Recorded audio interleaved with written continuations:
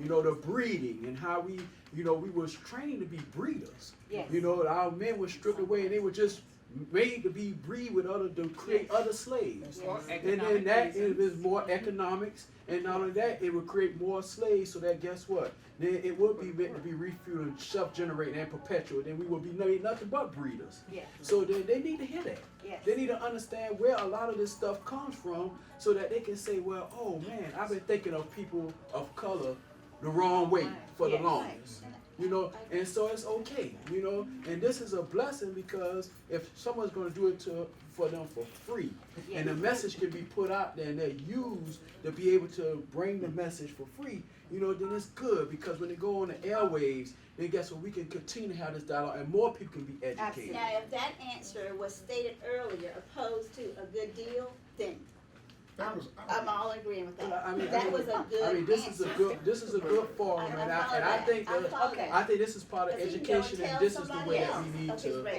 About this discussion. Okay, this young I man right definitely here. agree with that. And just to piggyback on what you said as far as exposure, I think we do need a lot of exposure. I'm a native Savannah, and there's and you guys probably have read. There's an excellent book on freedom and slavery in Savannah. Because believe it or not, when slavery was enforced, we had free people of color in Savannah, business owners as a matter of fact. But most people don't Know that. know that, they're just not aware of that. And that sort of, to me, that sort of ties into the church because most of us, myself included, raised in the South, raised in the church.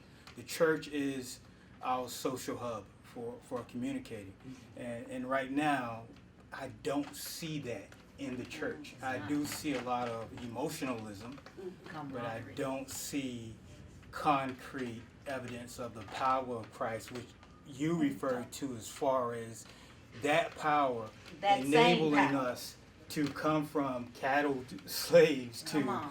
functioning human beings. If you look at what happened after emancipation during Reconstruction, the slaves picked up. They were strong enough to get degrees in dentistry and become doctors and lawyers, and they raised their kids. And it wasn't until later on, probably the 1870s, when Reconstruction was interrupted, that's when you began to see the KKK, and you begin to see a sort of degradation of black society.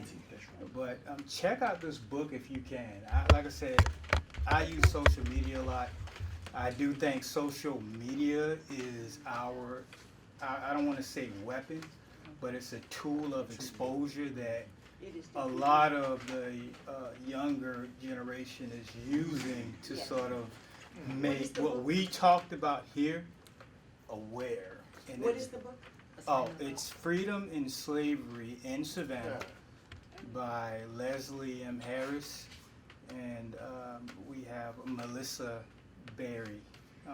I can give you the ISBN number if you need it later, but it's an excellent book. It does a very, very detailed job on, basically it starts from the 1730s and finishes maybe in the 1940s, right about that, but it does a very detailed job on Okay. Savannah. I'm going to throw out something out there. I'm asking for solutions, and I challenge each of you to do that, okay?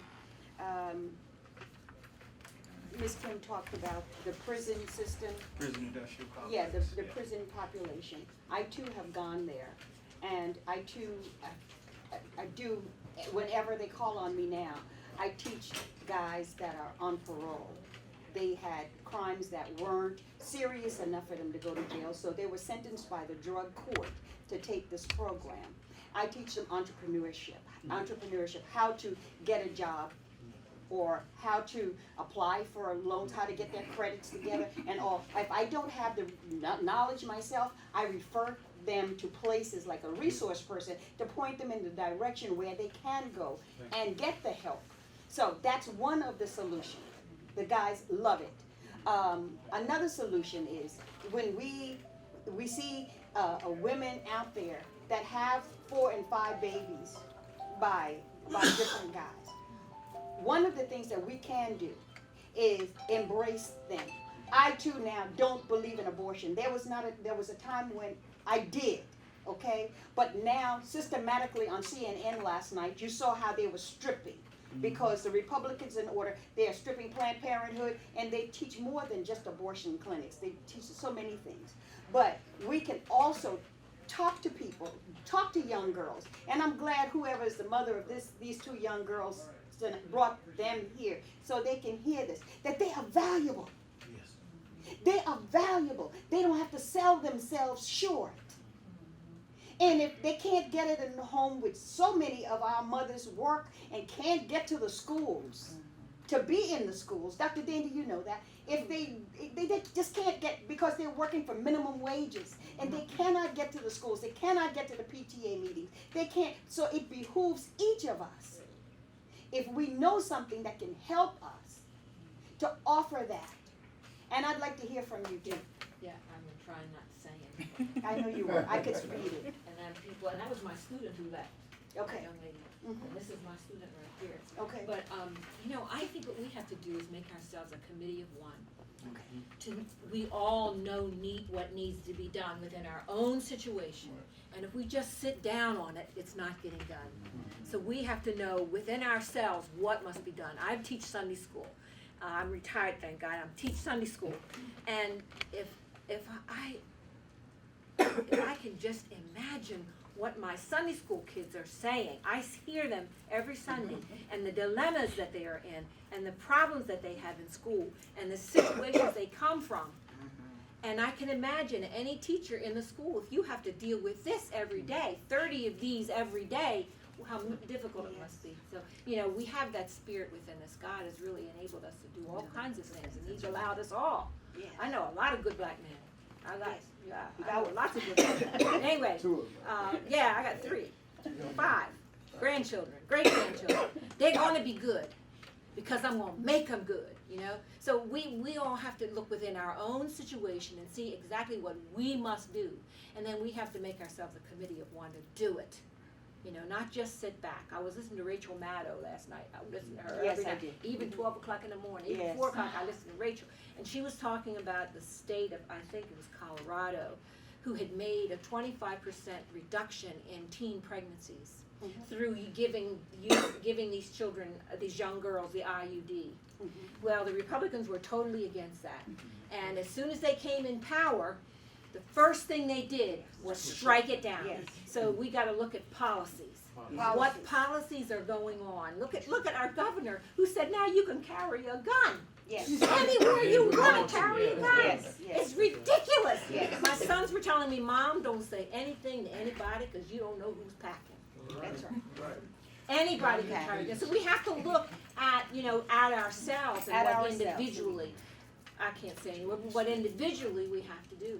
And then if we know the Lord, we know He can empower us to do things we never thought we could ever do. Listen, our ancestors were not slaves, they were sons and daughters Come of on. kings and queens. Come Yes. on now. That's who came here. We were Sons talking and about daughters the of kings and brainwash, queens. and Yes, then but you don't some have of to them stay were in that brainwashed. place. No, you So don't. many of them were brainwashed, and Andy works for one of the top TV stations in Savannah, Our kids don't know. and we are still being brainwashed Oh, by the media. Yes. We are being brainwashed because number one, blacks don't own radio and TV stations. We don't have that power to put on there. I notice there are times when I'm looking at the troops that are coming back from fighting, and what I see are all white faces. Very rarely, sometimes you see a sprinkling of a black here and there. Very rarely. But we need to make a demand on our media.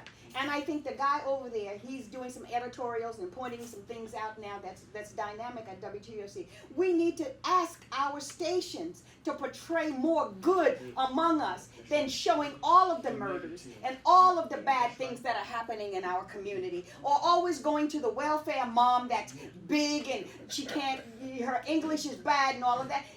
We represent just a small portion of people that are on welfare. That's right. We have to make our voices heard and ask these people to be accountable. Otherwise, we won't support them.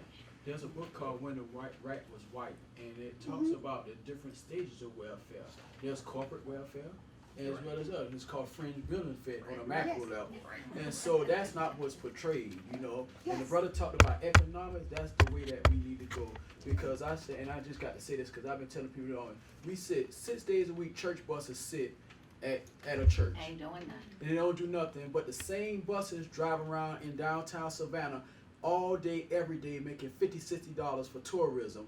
The same people sit in our pews who have the history, but they learning the other history when they on those tours. So we have a lot of economics right among us. And Michelle Alexander wrote The New Jim Crow, Right. Mass Incarceration. And it's another one called Independent Lens that come on TBS.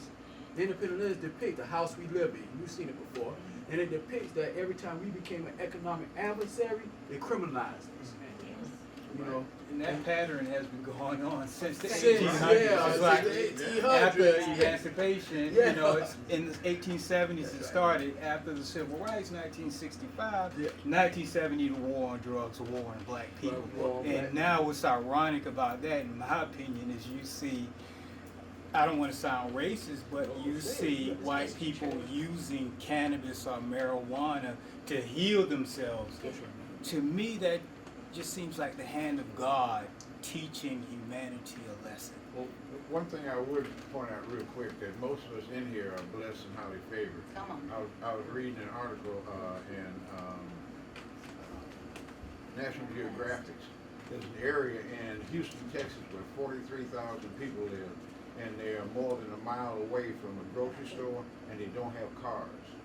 There's a place in the Bronx, about a 20 square block area, where there are no grocery stores. People in that area never get fresh food. Everybody eats fast food. So like I'm saying, here in Savannah, we got a good thing going. A lot of